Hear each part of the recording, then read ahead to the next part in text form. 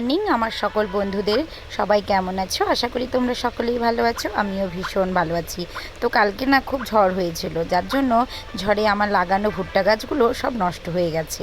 আজকে সকাল সকাল ঘুম থেকে উঠে পড়েছি আর এদিকে সব রান্নাঘরে কাজকর্ম করা শুরু করেছি।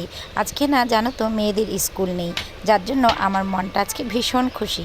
ওদের স্কুল বন্ধ থাকলে আমার মনটা কেন ভীষণ খুশি হয় বলো তো তোমরা? কারণ সকালবেলা উঠে যে দৌড়াদৌড়িটা আমাকে করতে হয় সেটা অন্তত যেদিন স্কুল থাকে না সেদিন হয়তো করতে হয় না, যার জন্য আমি সব কাজগুলো ধীরে ধীরে করতে পারি। ওদের যেদিন স্কুল থাকে সেদিন হয়তো আমি চাটাও খেতে পারি না, আর চা যদিও খাই সেটাও হচ্ছে ঠান্ডা।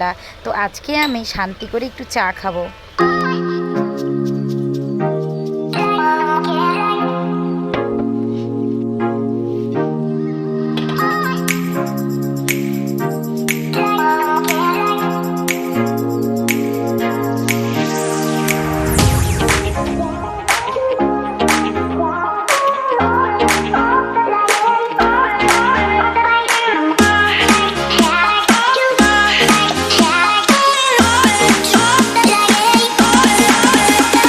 তো এদিকে ভাত বসিয়ে দেব, তার জন্য ভালো করে আমি চালটা ধুয়ে নিচ্ছি।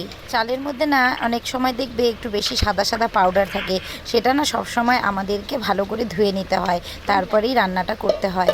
চাল ধোয়া জলটা কিন্তু ফেলে দেব না, চাল ধোয়া জলটা আমি আলাদা করে একটা গামলার মধ্যে রেখে দিচ্ছি, কারণ আমার বাড়িতে যে গরু আছে ছাগল আছে তাদের জন্য, তারা এই জলটা খাবে।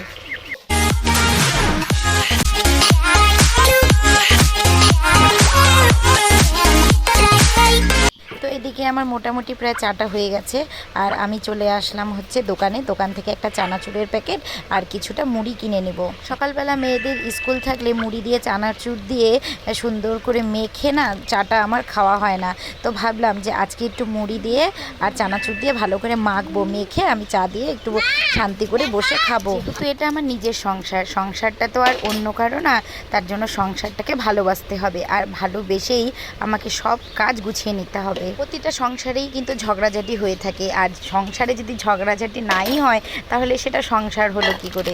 তো চলো ভালো করে এখন মুড়িটা মাখা যাক। প্রথমে মুড়িটা আমি একটা বাটির মধ্যে নিয়ে নিচ্ছি, তারপরে বাদবাকি যে মুড়িটুক থাকবে সেটা আমি আমাদের একটা কৌটার মধ্যে ঢেলে রাখবো।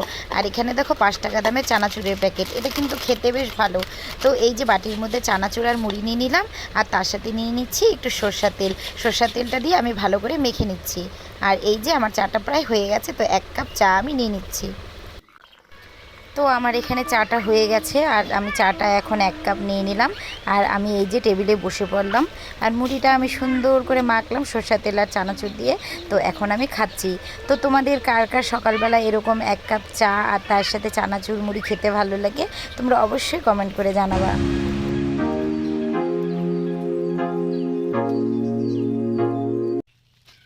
তো সকাল সকাল যাচ্ছি মাঠের দিকে কটা শাক আনতে। এই যে আমি প্লাস্টিক নিলাম, তো আজকে কটা শাক ভাজা করবো ভাবলাম, তো চলো যাই। সকাল সকাল না গ্রামের পরিবেশটা ভীষণ ভালো লাগে। চারিপাশে যখন জঙ্গলে জঙ্গলে ফুল ফুটে থাকে তখন ওই পথ দিয়ে হাঁটতে না আমার ভীষণ ভালো লাগে। এইদিকে দেখো তোমাদেরকে কি দেখাচ্ছি বলো তো, এগুলো কিসের চারা? এগুলো হচ্ছে লাউ গাছের চারা। তো বাবা এখানে লাউ গাছের চারা দিয়েছে, আর এগুলো আমাদের পরে লাগানো হবে, যখন চারাগুলো একটু বড় বড় হবে তারপরে লাগানো হবে। আর এই যে এখানে ডাঁটা শাক ছিটানো হয়েছিল, ডাঁটা শাকগুলো ভালো হয়নি, তো এখন ডাঁটা শাকগুলো আমি তুলে নিলাম, আর এখানে চলে আসলাম লঙ্কা খেতে। তো বাড়ির জন্য কিছুটা লঙ্কা ছিঁড়ে নেব। মোটামোটা লঙ্কাগুলো কিরকম লাগবে? এই মোটামোটা লঙ্কাগুলো কিরকম লাগে?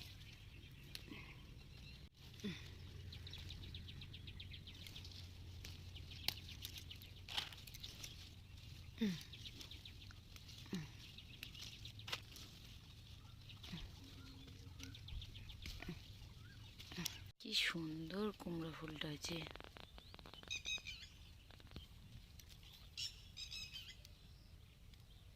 এগুলো আমার বাড়িতে ছেটানো ডাঁটা শাক, এগুলো আমি বাড়িতে ছিটিয়েছিলাম, আর কয়েকটা মাঠের থেকে আনলাম, কয়েকটা বাবা ছিটিয়েছিল আর কয়েকটা আমি ছিটিয়েছি। দেখো কি সুন্দর হয়েছে, কিন্তু না পোকা হয়ে গেছে।